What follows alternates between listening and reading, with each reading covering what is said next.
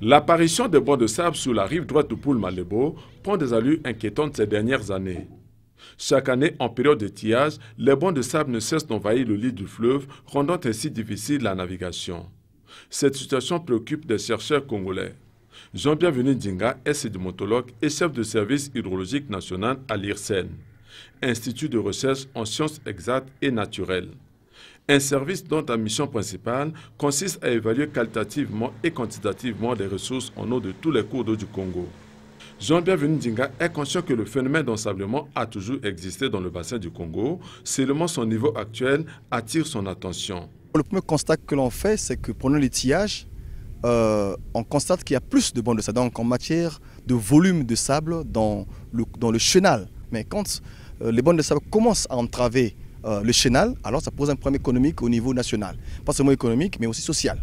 Donc ça, c'est le premier constat que l'on fait, qu'il y a un engraissement de ces bancs de sable et que ça entraîne un problème très alarmant qui suscite un peu que nous puissions regarder de près cette situation. Cependant, ce qui est curieux et plus inquiétant au niveau du fleuve Congo en général est que les périodes de tillage, à en croire les usagers du fleuve ces dernières années, sont plus longues que les périodes des crues.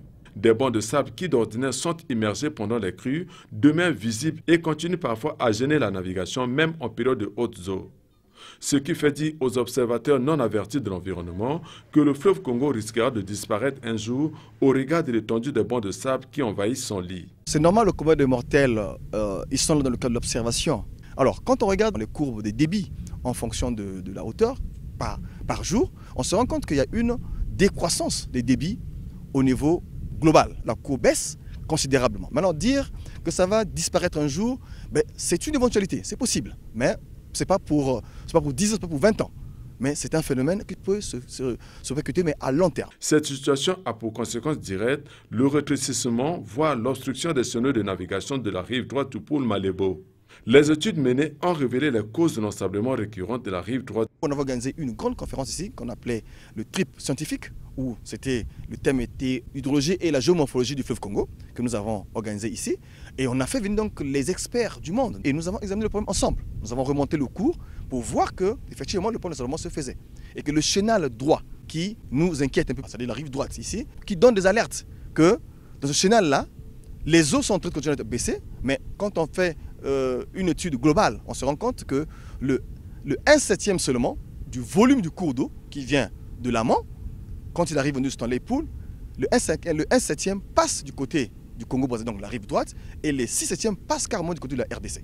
Donc ça veut dire qu'à la longue, avec le problème d'ensablement, puisque les berges sont des berges ensablées, qui vont finir par se retrouver dans le lit du fleuve, et au finish, on peut atteindre un blocage carrément du chenal, le chenal droit. Et pour sauver la rive droite, par-delà les sites portuaires de Brazzaville, de l'éternel phénomène d'ensablement, deux solutions sont possibles. Il faut que l'on puisse continuer à gérer les chenaux, c'est-à-dire où passent les bateaux.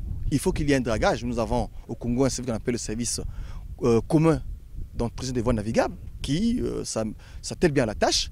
Et il faut qu'ils entretiennent le chenal en enlevant le sable, en créant donc un chenal pour que les eaux passent et que les bateaux passent. Ça, c'est déjà l'élément premier, mais c'est coûteux pour le gouvernement congolais. La méthodologie que nous avons essayé de proposer à nos amis de voies navigables, c'était ce qu'on appelle le dragage orienté. C'est-à-dire que nous allons créer des couloirs, donc on va draguer dans le sens de l'écoulement. Comme ça, le fleuve, comme c'est un grand moteur, il va faire le reste du travail. Malheureusement, le service hydrologique national, qui suit de près l'évolution des cours d'eau nationaux, souffre d'un manque criard de matériel de travail. Le cri de cœur que nous avons, c'est qu'au niveau du gouvernement, que nous ayons plus de moyens pour répondre, pour que le Congo donne une réponse. Quand on parle des changements climatiques au niveau mondial, quand on va dans des réunions au niveau mondial pour les changements climatiques, mais il faudrait que le Congo donne l'information hydrologique, les données fiables, pour dire que chez nous, le phénomène est réel ou il n'est pas réel. Le phénomène des bancs de sable sur le fleuve Congo mérite une attention particulière des États membres du bassin du Congo.